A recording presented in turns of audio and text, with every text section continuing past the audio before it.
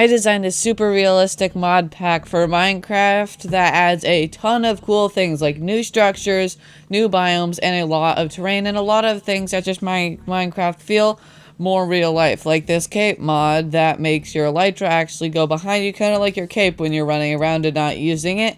And a bunch of other things like more realistic fire spreading, and then we also have a thirst mod and a bunch more hot air slots. So as you can see, if I place fire down and then it will spread, in theory, more like a real fire, as you can see. Also, we have better animations instead of just like things existing. You can see I can kind of like swing my arm to use something, and if I look down, you'll see that I can actually see my player model, and then we have the falling leaf particles. There is a ton of mods here, so I can't list them all.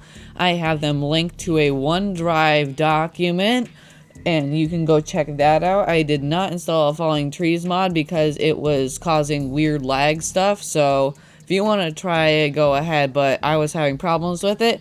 I also have a stamina mod, water mod, and a hunger mod, which is super cool. So I added a bunch of different hotbars, and I just aimed to make this look more realistic.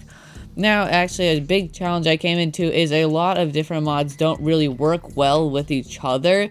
Like, one terrain mod won't work with a different structure mod, meaning that only very few will work together, meaning that you can't use the super extreme ones like JJ Thunder without breaking every single other mod out there. So let's go over some of the other stuff that I have.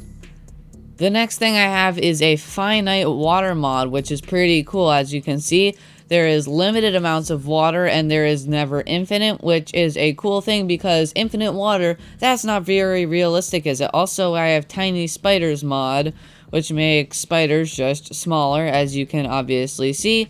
Now they're super tiny, but they still go the same speed, since this, I think, is actually a data pack, so they're now quite scary since they're tiny, hard to hit, and absolutely fast for how small they are. So let's go check out some of the other stuff. Now, something I really didn't like about this one, I do love the ambient sounds, and if you've been hearing the walking sounds, that's on different mod, but I really don't like the distant horizons. I don't have a Voxy for 1.21.1, which is the version for which this mod pack is created, and I really wished I could use Voxy since I've been having issue after issue after issue with distant horizon. It keeps freezing. As you can see, like, there's these really cool little pillager outposts here. It's like a mini pillager outpost. I think it's super cool.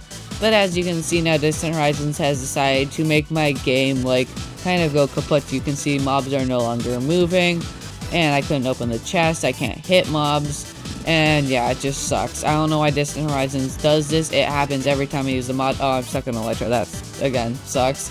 And yeah, so if anyone has a fix for this Distant Horizon thing, I've never been able to fix it. Even isolating it, it keeps happening. So that's why I primarily use Voxy, but we're focusing on the realistic mods here, so let's try and fix that Distant Horizon thing. Dang it.